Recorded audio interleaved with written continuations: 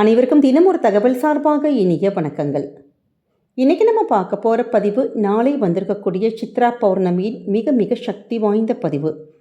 நாளை முதல் வேலையாக காசு கொடுத்து இந்த ஒரு பொருளை மட்டும் நம்ம சொல்லுகின்ற நேரத்தில் உங்கள் வீட்டுக்கு வாங்கிட்டு வந்து பாருங்கள். நிச்சயமாக உங்கள் வாழ்க்கையில் பண கஷ்டம், கடன் சுமைகள், பொருளாதாரத்தில் வேறு ஏதாவது ஒரு பிரச்சனை, அப்படி நிதி சம்பந்தப்பட்ட எந்த ஒரு பிரச்சனைகளாக இருந்தாலும் நிச்சயமாக தீரும்.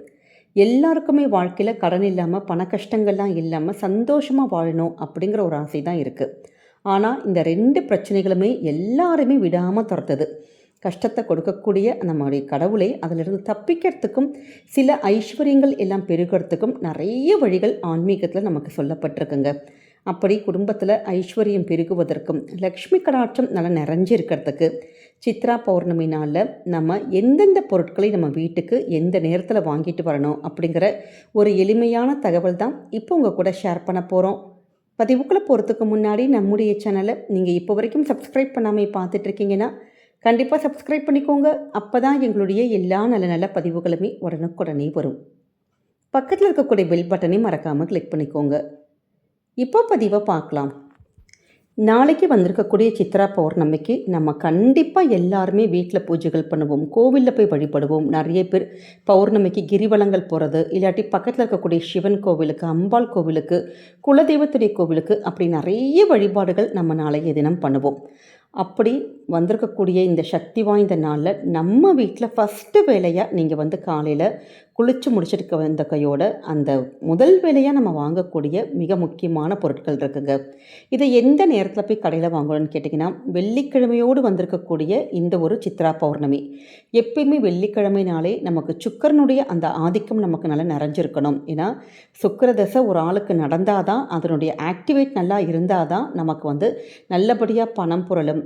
அதாவது பணம் வீட்டுக்கு வந்தால் மட்டும் பத்தாது, அந்த பணமானது நல்ல கையில் தங்கி நல்ல சேமிப்பாக மாறக்கூடிய சூழல் எல்லாமே இந்த வெள்ளிக்கிழமைக்கு சுக்கர ஹோரைக்கு இருக்குது. அது மகாலட்சுமி ரொம்ப நிறைஞ்ச ஒரு ஆதிக்கம் கொண்ட அந்த ஒரு நாள். அதனால தான் நாளைக்கு வந்திருக்கக்கூடிய சுக்கரஹோரை காலை 6 to 7, மதியம் 1 to 2, இல்லாட்டி ராத்திரி 8 to 9.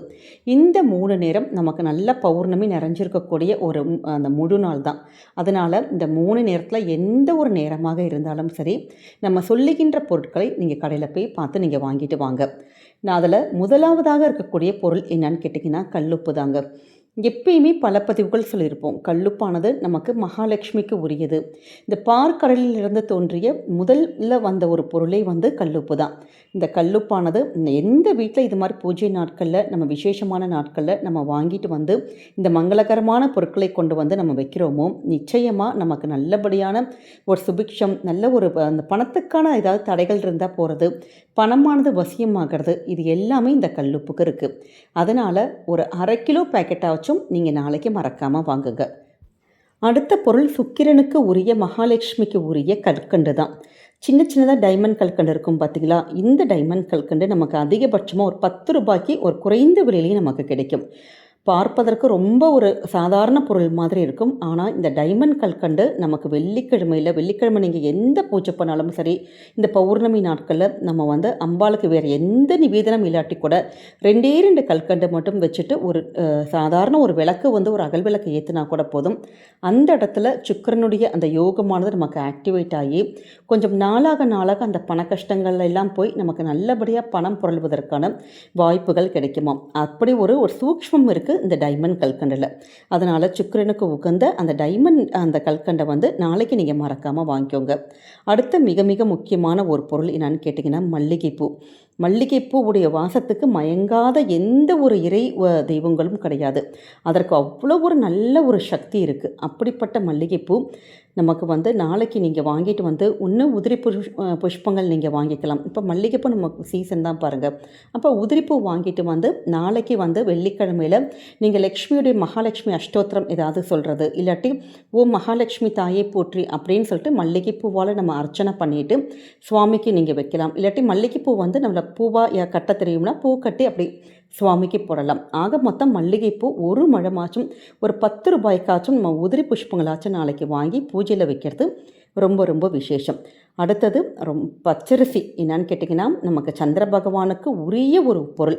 பச்சரிசி நமக்கு நாளைக்கு ஒரு 1/2 கிலோ நம்ம மட்டுமாச்சும் வாங்கிட்டு வந்து நம்முடைய இது எல்லாமே பொருட்கள் எல்லாமே நம்ம பூஜைக்கு ஒரு ஐதீகத்துக்கு மட்டும் வாங்கிட்டு வச்சுட்டு அதற்கப்புறம் நம்முடைய சமையலுக்கு இது எல்லாத்தையும் நீங்கள் உபயோகப்படுத்திக்கலாம்.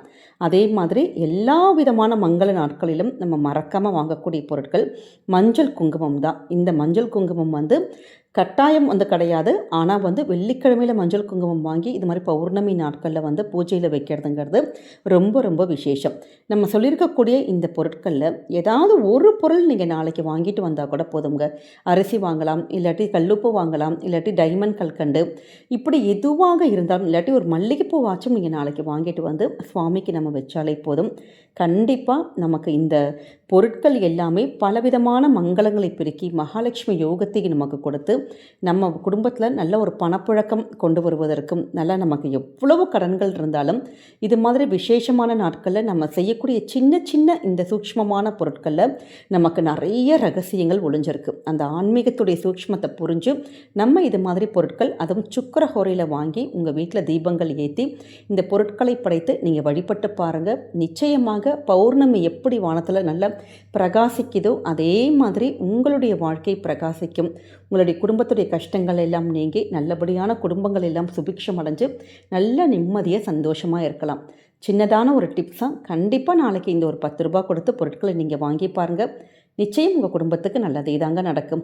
இந்த வருடம் நீங்கள் சித்ரா பௌர்ணமிக்கு இந்த பொருட்களை வாங்கி பூஜை பண்ணி பாருங்கள். அடுத்த வருஷம் நமக்கு சித்ரா பௌர்ணமிக்குள்ளே உங்கள் குடும்பம் எப்படிப்பட்ட பொருளாதார அந்த முன்னேற்றம், அதாவது பணப்புழக்கம் எப்படி உங்கள் ஃபேமிலியில் இருக்குது, எவ்வளோ முன்னேற்றங்கள் இருக்குது, எவ்வளோ வருமானங்கள் பெருகியிருக்குங்கிறத நம்மளே கண்கூடாக பார்க்கலாம். மல்லிகை பூவால் நம்ம அம்பாளுக்கு அர்ச்சனை சொல்லியிருந்தோம் பார்த்திங்களா, உதிரிப்பூக்கள். அந்த உதிரிப்பூக்களை நீங்கள் நாளைக்கு தூங்க போகிறதுக்கு முன்னாடி மறக்காமல் இந்த பௌர்ணமி திதி முடிவதற்குள்ளே நீங்கள் நாளைக்கு உங்கள் வீட்டோட கேஷ் பாக்ஸில் இல்லாட்டி நகை வைக்கக்கூடிய அந்த பெட்டியில் அந்த மல்லிகை பூவை நீங்கள் எடுத்து வச்சு பாருங்கள். நிச்சயமாக நல்ல ஒரு பாசிட்டிவ் வைப்ரேஷன், அந்த பணம் புழங்கிறத கண்கூடாக பார்க்கலாம். அதே மாதிரி நாளைக்கு யாருக்காச்சும் ஒரு உயிருக்காச்சும் ஒருத்தருக்கோ இல்லை ஏதாவது ஒரு உயிரினங்களுக்கு உங்களால் முடிந்த ஒரு தானம், ஒரு அன்னதானம் நீங்கள் செய்யுங்க. கண்டிப்பாக உங்கள் குடும்பமே ரொம்ப சந்தோஷமாக வாழும். நிச்சயமாக இந்த தகவல் எல்லாமே உங்கள் எல்லாருக்கும் பிடிச்சிருக்கும்னு நினைக்கிறோம். நம்முடைய சேனலை சித்ரா பௌர்ணமிக்காக தொடர்ந்து பல பதிவுகள் கொடுத்துக்கிட்டே இருக்கும். இதுவரைக்கும் பார்க்காத சகோதர சகோதரிகள் மற்ற பதிவையும் பார்த்து பயனடையணும்னு கேட்டுக்கிறோங்க. இந்த பதிவு பிடிச்சிருக்குன்னா மறக்காமல் ஃப்ரெண்ட்ஸ் அண்ட் ஃபேமிலி மெம்பர்ஸ்க்கு ஷேர் பண்ணுங்கள். நம்முடைய கமெண்ட் செக்ஷனில் ஓம் மகாலட்சுமி தாயே போற்றி அப்படிங்கிற அற்புதமான மந்திரத்தை பதிவிடுங்க. அம்பாள் அனுகிரகம் என்றைக்குமே உங்கள் குடும்பத்தை காக்கும்.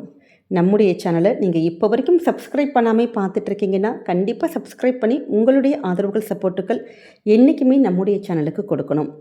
மீண்டும் வேறொரு நல்ல பதிவில் உங்களை சந்திக்கிறோம். நன்றி, வணக்கம்.